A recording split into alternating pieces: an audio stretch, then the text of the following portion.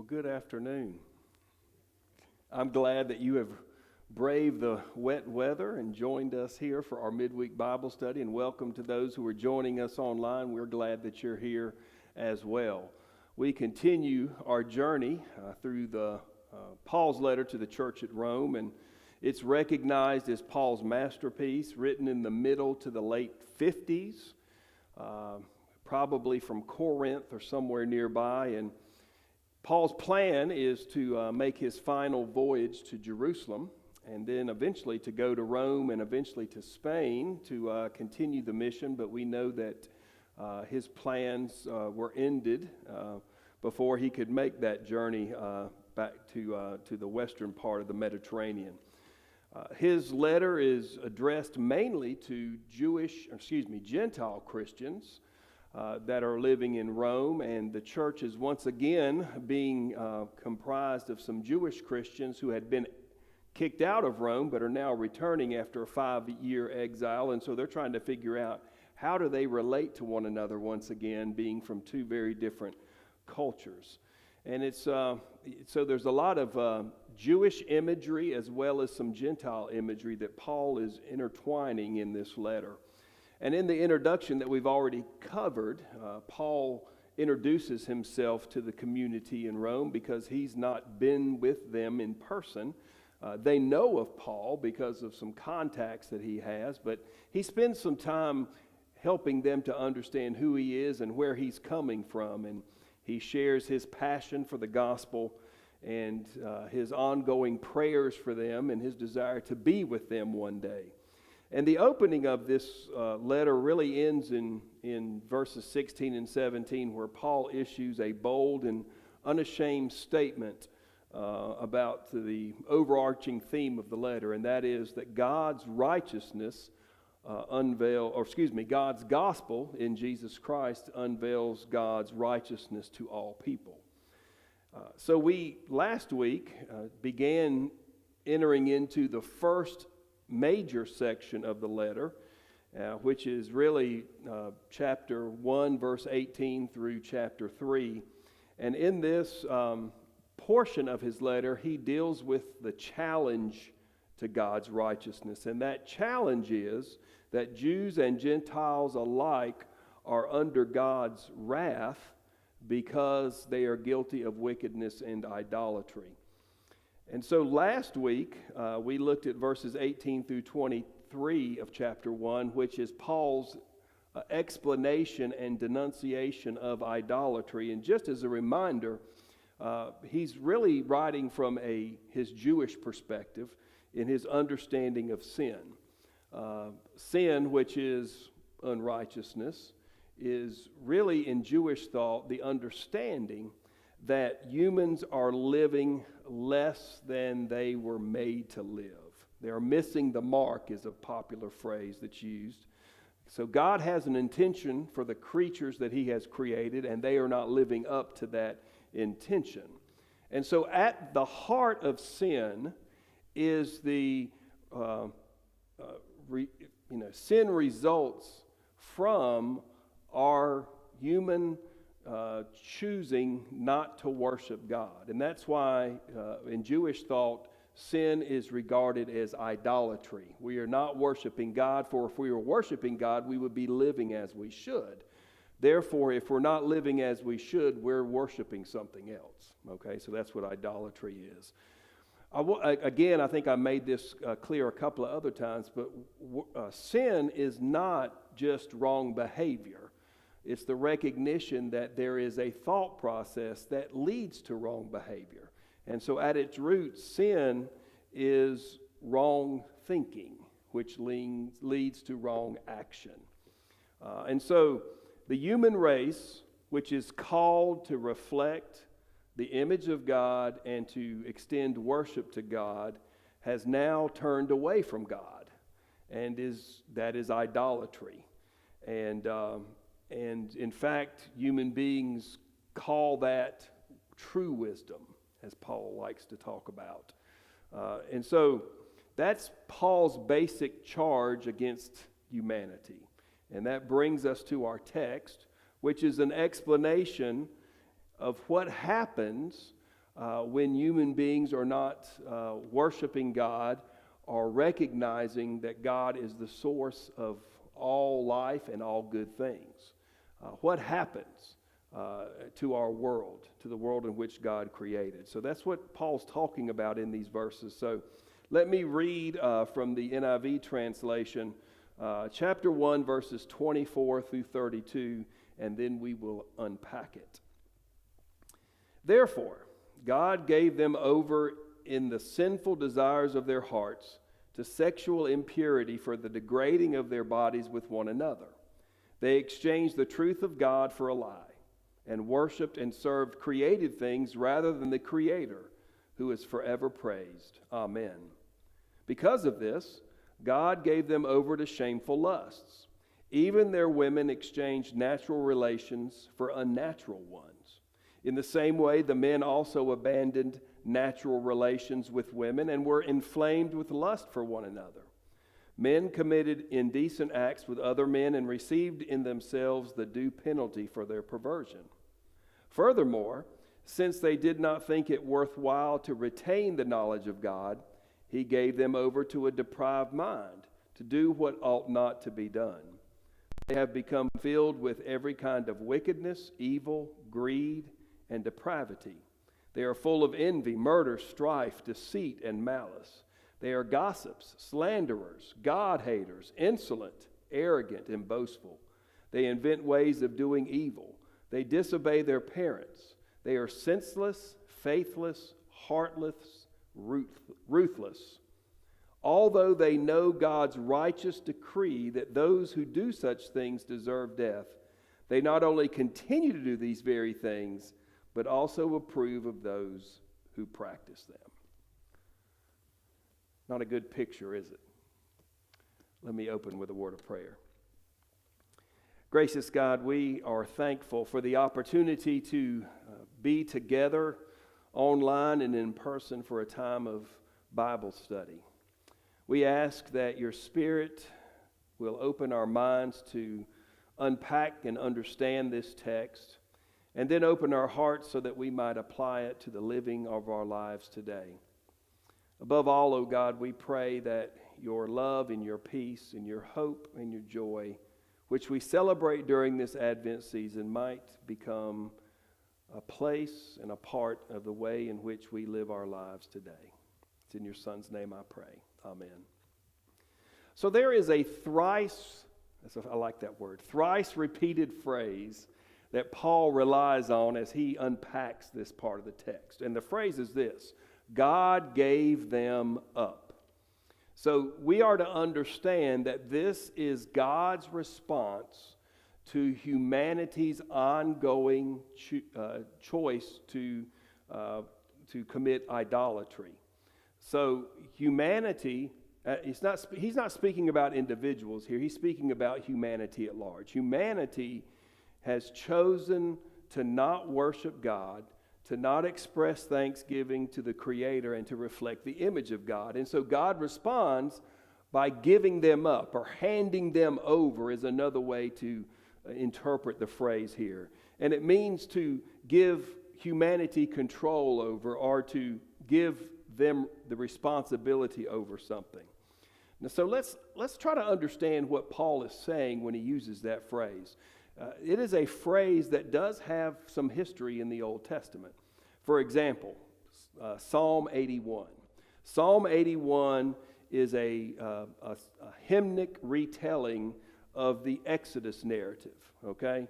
It's a warning about idolatry. It's bemoaning the fact that Israel had not heeded the warning, and it's an appeal for people to return to God. And in this psalm, we find that phrase.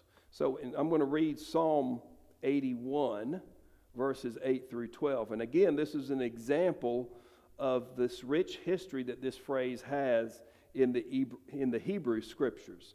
So in Psalm, if I can get to it, Psalm 81, 8 through 12, listen to these words. Hear, O my people, and I will warn you. If you would but listen to me, O Israel, you shall have no foreign god among you. You shall not bow down to an alien god. Okay, so that's the idolatry part, right? I am the Lord your God who brought you up out of Egypt. Open wide your mouth and I will fill it. Okay? But my people would not listen to me. Israel would not submit to me. So I gave them over to their stubborn hearts to follow their own devices. So the phrase basically means that God allows them to just go deeper and deeper into their idolatry, into their sin. He's giving them over to their desires. Don't interpret that to mean that God has given up on people, because God hasn't given up on people. That's the good news of the gospel that Paul is so passionate about. But he's trying to lay the framework for why the gospel is so powerful. Because he's saying when people choose not to recognize that God is the creator and that God is worthy of our worship and our praise, if they refuse to recognize and live in that way, then God allows them to do so. And what happens is they go deeper and deeper and deeper into the sin, okay? And what that does is not only it dehumanizes people, it creates something in the world which God does not intend to happen. So God's beautiful creation is a gift to us. We ought to recognize that gift and respond in appropriate ways. And when we do not respond in appropriate ways, then God gives us up over to what we have chosen. And what happens is an accumulation of things that create disharmony and disunity in the world that God created. Okay? So I think that'll become more clear as we start to get deeper into this text. So there are three occurrences where Paul says God gave them up. And the first one is found in verses 24 and 25. Therefore, God handed them over or gave them up in their desires of their hearts to uncleanness. Okay? So because they exchanged the glory of the immortal God for images that were made to look like man and animals, which he had talked about in verse 23, God hands them over into their desires, okay? And this something that is forbidden, that God says, gives them over to something forbidden, the desires of their heart, is what this is. We might say this, okay, without the recognition of God, we have less control over our human appetites. And our human appetites are God-given to us, okay? But if we abuse them, they become something bad, okay? For example, Paul uses a lot of different sexual imagery here. We know that sex is good. Sex was something that God created. However, if God gives us over to them, then we are controlled by them, and it can lead to some evil things, okay? And so this uncleanness that Paul is speaking about here is most often interpreted as sexual impurity. So it's like there is a control in place when we recognize God as our creator and the sustainer of life. But if we push against that and continue to feed our animal appetites, as we might call it, then God simply gives us over to them. He allows us to live as we choose, but there are consequences for those choices. And Paul says that their bodies might be dishonored among themselves. So we recognize that what God has created is good, that our bodies are good, okay? They're God's creation. But if we choose not to live in light of that, then our bodies can become degraded, okay? We degrade our bodies by the things that we do. And that's a picture of what happens in creation. That creation begins to degrade when creation fails to recognize the Creator. We become unmoored from the Creator. So we see here that idolatry and sexual immorality are linked together in this text. So those who worship images other than God must not be surprised if they begin to dishonor not only God, but dishonor themselves and dishonor one another. And that leads to a certain degradation. And that's because they're living based on the lusts or the desires of their heart. And so the best way to understand what it means when Paul says God hands them over or gives them over, that is the best two-word description is that's God's wrath, okay? Now, we often think about God's wrath as some lightning bolt coming out of the sky to punish people, okay? That's the wrath of God, okay? But that's not how Paul is defining the wrath of God here.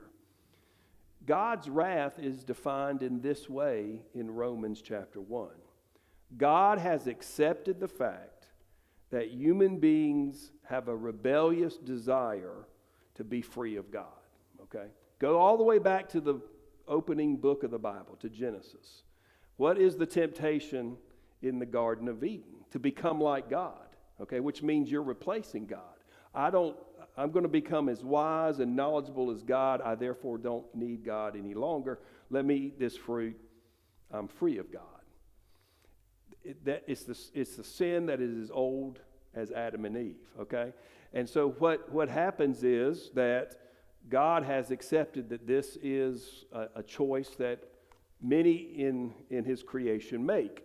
And so God responds by letting go of the control which restrains people from their baser instincts. And so God does not retain control over those who do not desire it, okay? They want to become their own God. They want to live for themselves and not live for God, okay? And so God just simply hands them over, okay? He gives them control. He gives them responsibility, okay? That's not a good thing, okay? We think that sounds good. I don't have to be responsible to anyone. But that's not a good thing because that's what God's wrath is. So God's wrath is the inevitable consequences of man's evil behavior. When the creature cuts itself off from the Creator, the inevitable result is that the creature can no longer function as it should, okay? So God has handed them over, all right, to their desires, all right? Paul continues, they changed the truth of God by the lie. And this is just really repeating what Paul's already said in verse 23, where he talks about these people change the glory of God for images that are mortal of man and animals. So the root cause of sin and unrighteousness is to no longer embrace the truth of God and to embrace a lie. And that truth of God goes all the way back to verse 20, that we can look at creation and recognize that there is something greater than what we are seeing, that there is a being that has created all that we have in this world. So there is evidence that there is a God, okay? And so that truth points to a being, God, who is greater than we are and is in a sense invisible in his nature, okay? So when you couple that truth of the existence of God and the power of God with the Jewish thought of God's truth, which is God is trustworthy and God is reliable, then what Paul is saying is these people who have chosen not to recognize God and worship God have abandoned that truth that there is a God, that he's eternally powerful, that he's trustworthy and reliable, and they've embraced a lie, okay? And that lie is this: they worshiped and served the creature rather than the Creator, all right? So we can think of it in terms, as Paul describes it, as an idol, because in Paul's day there were idols that were fashioned out of wood or precious metal, and people worshiped them thinking that was a god. but that was a lie. And that's what Paul's saying here. People are worshiping something, whether it be themselves or something else, instead of worshiping the one that created them and formed them and shaped them into his image. So Paul's general charge, which he made in the verses prior, is focused in a new way. And Paul is saying that humans have swapped or exchanged God's truth for a lie, and now they have given allegiance to something that is not God. Okay? And so what happens is we become less than human. Okay? We become less than God intends.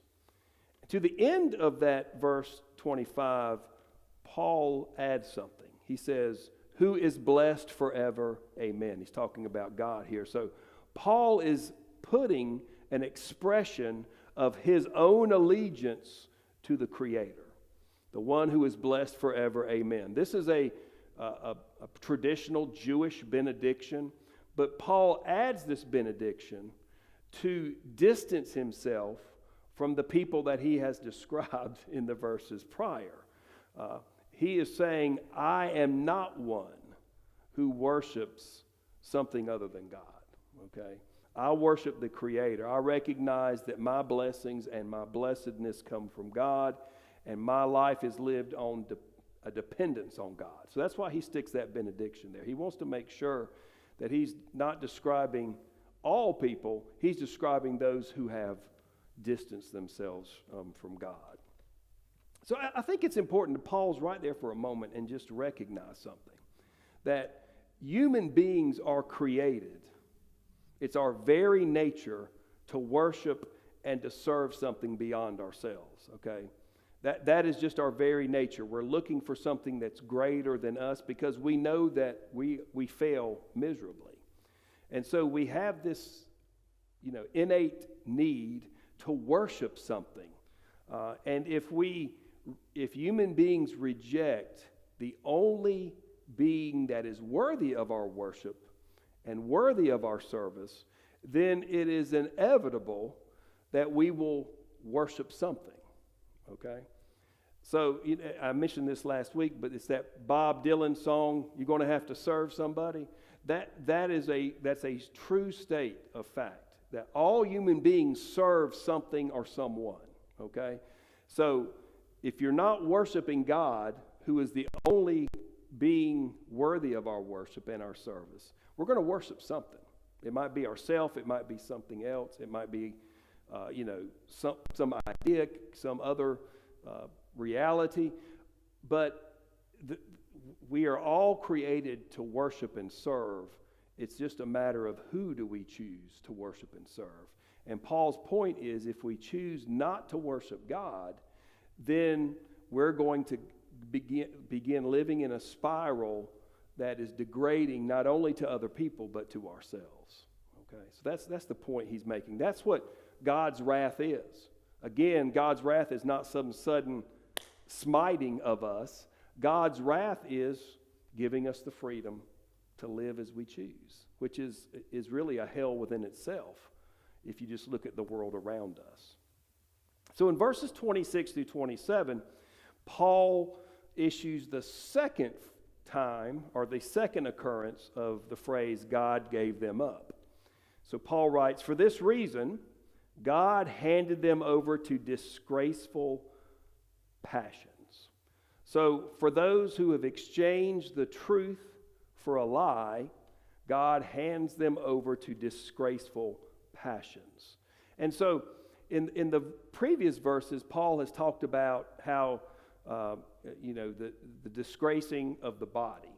Now he gets a little more specific. He describes a particular lust of shame, a passion that degrades not only yourself but other human beings, which makes yourself and others less than they were intended to be.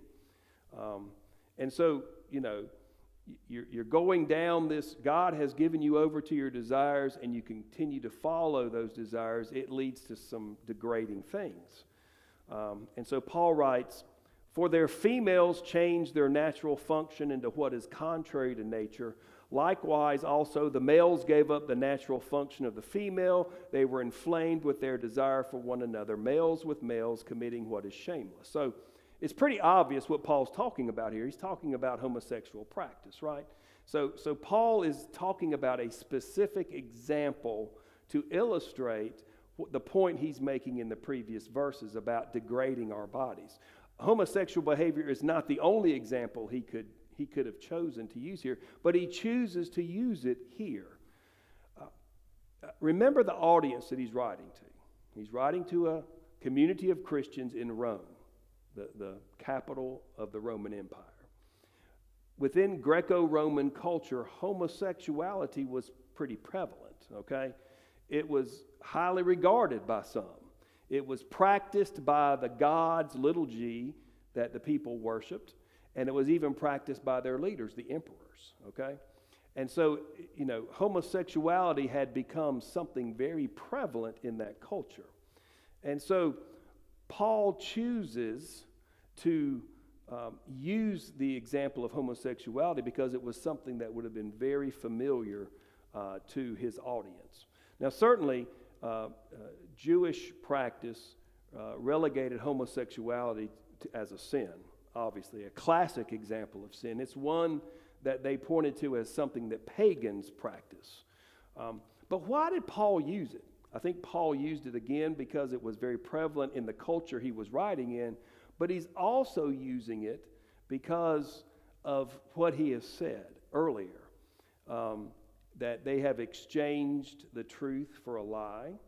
He talks in earlier verse that they have exchanged the glory of the immortal God for mortal man and animals. And so it's this image of exchanging. And so Paul is using homosexuality as an example of this exchange that is taking place when God gives us over to our desires. His point is that homosexuality is a distortion of God's intention, okay? God's design. And that such practices in society show how the wrath of God is occurring, okay?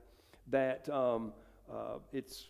you're becoming less than what God intended, because Paul is pointing back to Genesis, where God created male and female and brought them together to multiply and fill the earth, okay? And so in his mind, that's what is natural. That is what God intends. And so if that is not happening, then it is a demonstration of God handing someone or people over to their desires, okay? And so that's his point here. So exchange your God for an idol, and you will exchange your humanness for a distorted version, which will not do you any good, okay? But he adds on the end of that, receiving on themselves the penalty which was fitting for that error. We are not sure what Paul is referring to here. A lot of debate about this part of the verse. Is it a particular ailment that Paul is referring to, or some sort of punishment? Or is it just simply God's wrath is sending them deeper and deeper and deeper into their desire? So some see this as Paul implying that unnatural sexual practice is its own penalty. Okay, it's the inevitable outcome of God's wrath, or wandering from God. And so you're left over to the power of your sin, and therefore you are left over to the consequences of the sin that you commit. All right. So Paul has opened with God gave them up and talks about how that is degrading to the body that God has made. He gives us a specific example using the image of homosexuality, which was prevalent in that Greco-Roman culture. And now we come to the third occurrence of God gave them up. In verses 28 through 32, in our English translations, is 5 sentences. But in the original Greek, it is 1 sentence. Okay? It is a long sentence. And so when that letter was read to the community, it had great emphasis. It was building upon each other. And so Paul is now filling in with broad strokes about what he's been talking about in the previous two sections.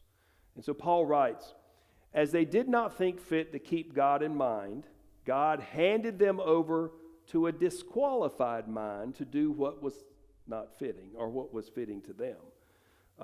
And so, again, notice, Paul's not just focused on behavior. He's focused on thinking, okay? It's your thinking that wrong thinking leads to wrong behavior. Right thinking leads to right behavior. And so God is not just handing them over to wrong behavior, to their desires. He's handing them over to what their thought process is, for they're justifying what they're doing. So we understand that our minds, we are created beings, and our minds are dependent upon the light of God in order to function properly. So when God leaves our minds to ourselves, guess what? It doesn't function properly. And so since they did not see fit to have the true knowledge of God, God gave them up to an unjust knowledge, okay? And that unjust knowledge becomes the source of inappropriate deeds. Now hear me. This is not, we're not talking about a person who gets distracted from God for a moment and makes a bad choice and recognizes that bad choice and asks for forgiveness and returns to God. Paul is talking about a cultural wide phenomenon that's taking place, that the longer and longer people neglect to recognize that there is a God and that God has created them and that God is worthy of our worship and praise, the longer that goes on, the deeper and deeper and deeper into a degradation of humanity and creation occurs. That's what Paul's talking about here. So this list of vice that follows are things which any human being would agree with that these things are improper, okay? You don't have to be a Christian in order to believe that the things he's listing here are wrong. Paul is saying that all human beings would recognize that these things are wrong, and yet they're occurring. And why are they occurring? Because people are not recognizing God, okay? So he's saying when God leaves his human beings to themselves because of their failure to worship and serve God, we are disqualified or insufficiently qualified for the task of living in right relationship with one another and obviously with the rest of creation. So this mind, which leaves God out of consideration, has become disqualified. And so I want you to recognize that Paul's not saying anything new here, okay? In this section, 18 through 32, he is making the same point, but he's doing it in a variety of images, okay? Let me just pull this out again. Okay, so if you go back to verse 18, he says, men who suppress the truth by their wickedness. Verse 21, although they knew God, they neither glorified God nor gave thanks to him. Verse 23, they exchanged the glory of the immortal God for images that made to look like mortal humans and animals. Verse 25, they exchanged the truth of God for a lie and worshiped and served created things rather than the Creator. And then in this verse, verse 28,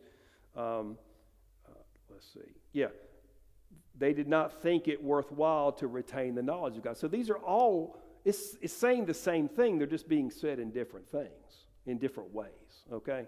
And so Paul's not making new points. He's just saying the same thing in a different way to express what is happening in the world. When we look at the world around us and we see all these things that I'm getting ready to read taking place, then Paul's saying, understand this. These are taking place because of God's wrath. Isn't that interesting? It's taking place because of God's wrath. God has handed people over because they have refused not to recognize and worship God. And what results is inevitable, okay? In a sense, it's out of their control, okay? Because they've allowed themselves to be controlled by something else instead of being controlled by God. So that's a very interesting image, I think. So let me read this list of vice again. And I wish, I was educated enough to read it in the Greek to you so you could hear how it sounds. But he says, every kind of wickedness, evil, greed, depravity, envy, murder, strife, deceit, malice, gossip, slanderers, God-haters, insolent, arrogant, and boastful, invent ways of doing evil, disobeying their parents, senseless, faithless, ruthless, heartless. I mean, yeah. Whew, that's a lot of stuff there. But what he's saying is, this is something that all humanity would recognize is not good, and yet it's happening. And why is it happening? Because people have become untethered from God. So, again, Paul's view of sin is not merely the breaking of some rules that God has set up. Paul's view of sin is that sin is subhuman behavior. Okay? It's not the way we were created to be.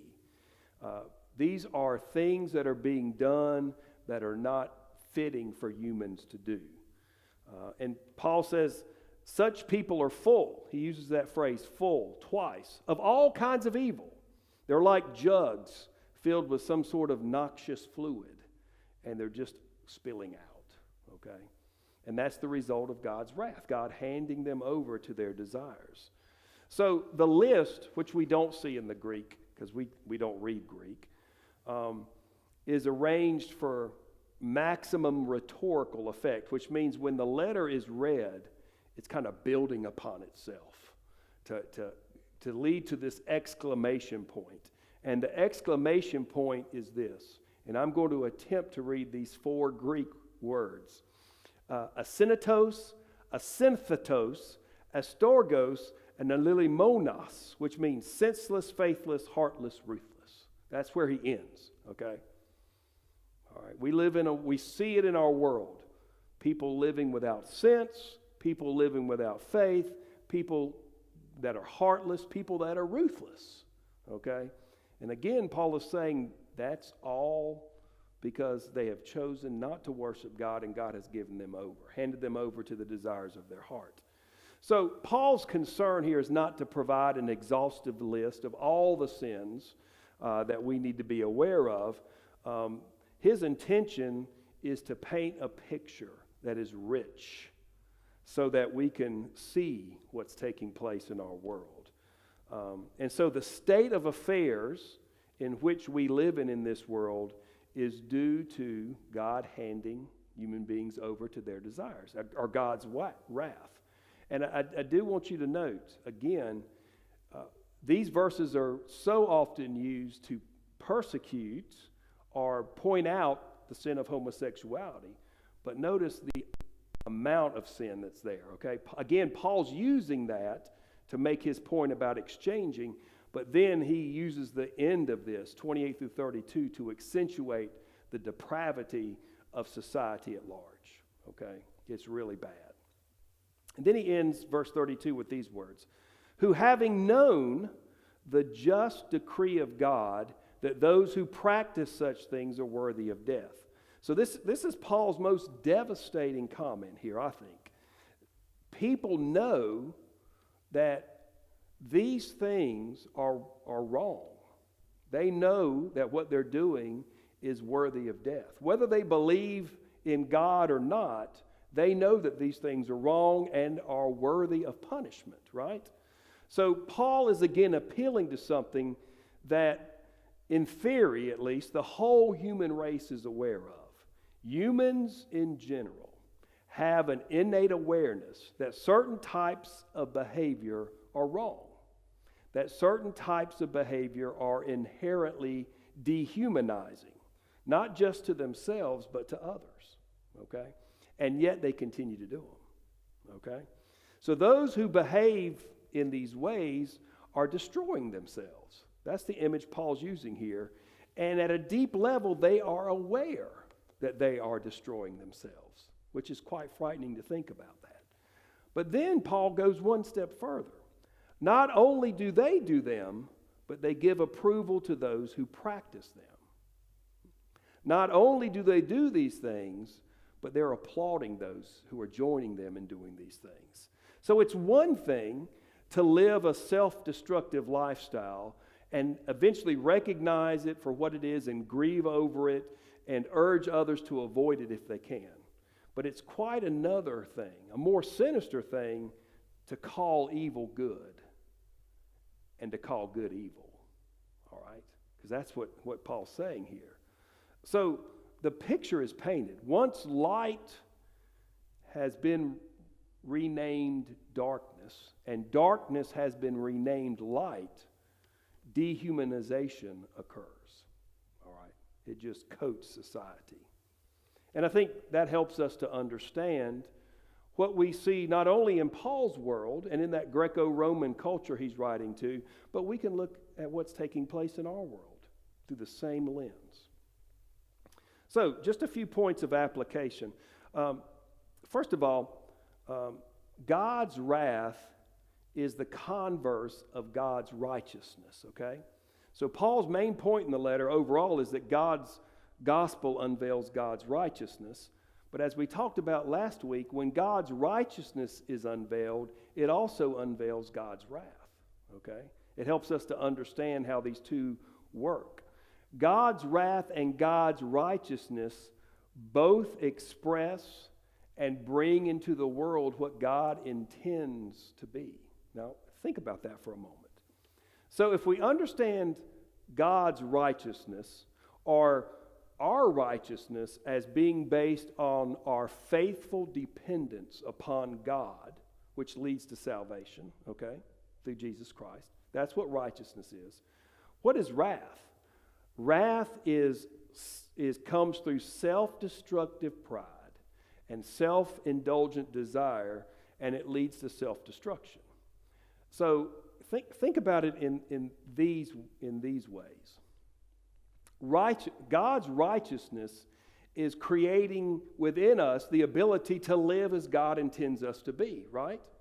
And so we're becoming creatures fit to live in the fullness of God's kingdom. On the other hand, God's wrath is destroying that which is not fit to live in the kingdom. And in doing so, it is bringing his kingdom, okay? So that's just an interesting way to look at righteousness and wrath and how they're working to the same end, okay? Obviously, we want to be a part of God's righteousness and not God's wrath, okay? But they're working towards the same purpose of creating the fullness of God's reality, okay? The perfect paradise, Eden, whatever we want to call it, the future. So God's wrath is not fire sent from on high to consume sinful society. It's simply allowing humanity to do as it wishes to do. But we see how that creates a hell within itself, right? So it's just a very interesting image. So God gives us control if we make a decision to not worship God and to serve God. We can make that decision directly or indirectly, but God gives us that control. And if we choose that control, then he gives us over to the mercy of our desires. And our desires send us spiraling farther and farther away from the creature that God has created us to be, okay? So God becomes permissive in the choices that we make. He's letting us have our own way. Now, that's not God's grace. That's God's wrath. And we have to be real careful about that. We can't assume that, God just doesn't care, because he does care, or he wouldn't have sent his son to deal with this problem. Because that's recognize what Paul's building up to here. He's saying there's a solution for this, okay? There's a solution for this. But you have to recognize why that solution is so magnificent by understanding the desperate situation that humanity finds itself in. I wrote this on the outline too, that from time to time, we hear, we read things that are based on a belief that there's really nothing wrong with humanity, that, it's not healthy for us to talk about sin. We don't need to keep drawing attention to sin. We shouldn't be talking about God's punishment. We shouldn't think about the wrath of God and what that means. But Paul is certainly shining a light on that. Now, we can overdo that and beat people down. But the reality is that in order to understand the good news of the gospel, we have to understand the bad news of our condition. And that's what Paul's painting here. The other thing I wanted to mention is that certainly in our society and in our day, talking about homosexuality in negative ways is controversial. Okay? We recognize that. Now, remember, Paul is shining a light on homosexual practices, not to say that it's worse than any other sin. I think he's primarily doing it because it's prominent in that Greek-Roman culture. But it's also a great example of how we exchange God's truth for a lie. Because he uses the imageries of men exchanging women and choosing men, and women exchanging men and choosing women. And so that's a good word picture to explain that in a direct way. But hear me, Paul is not saying that sin is worse than all the others. In fact, when we get to chapter 2, he'll say that our superiority complex, our moral superiority complex as Christians, is damning us, okay? Which is interesting to think about. He's not saying this so that we damn others. He's saying this to help us to understand how crazy things have gotten in the world. And it all leads back to God's wrath. God's wrath is not something that he's thrusting upon us. God's wrath is something that we choose for our lives, which is, again, a very interesting image. So, keep in mind that the overwhelming list of sins that follows is just as damning as the sin of homosexuality, okay? All right? And that he's going to spend time talking about those followers of Christ who think they're better than the world, and how that can be a sin that's even on the same level, if not greater. So we can disagree with Paul. There are Christians who disagree with Paul about his view of homosexuality. You can read some great arguments there, and certainly some are very persuasive. But it doesn't take away from the fact that for Paul, in his culture, homosexuality was an example of unnatural things happening in God's natural created world, okay? But it's not the only example, as you see in the long list of sins that he lists in verses 28 through 32. Okay? Questions, comments? All right. David, we'll end the online at this point because we want to spend a couple of minutes looking at our prayer list. On the back of your handout, you'll see a list of those that we want to remember in prayer today. Pam Carroll, who's obviously our church pianist, has gone home from the hospital. She was in the hospital with complications from the flu. She went home late Monday and hopes to be here Sunday to participate in the cantata. Martha Fulgham passed away late yesterday afternoon, and talking to Larry last night and this morning, I think they're going to wait and do a service after Christmas sometime. So just wanted you to be aware of that. We continue to need to pray for Jack Gibbon, who is at Rex Hospital dealing with RSV as well as heart issues. And also add Frances to that list because she has the flu now. She can't go to the hospital anymore to visit Jack. So remember her in your prayers. Certainly there are a number of people dealing with flu and RSV symptoms and issues, and we want to remember them in our prayers as we gather. Certainly we want to pray for the drive-through nativity, the gift this weekend. Pray for the cantata that we'll be doing on Sunday morning. Lots of opportunities to share the good news of Christ with our community in the coming weekend for sure. Do you have other prayer requests that you would like to add to the list today?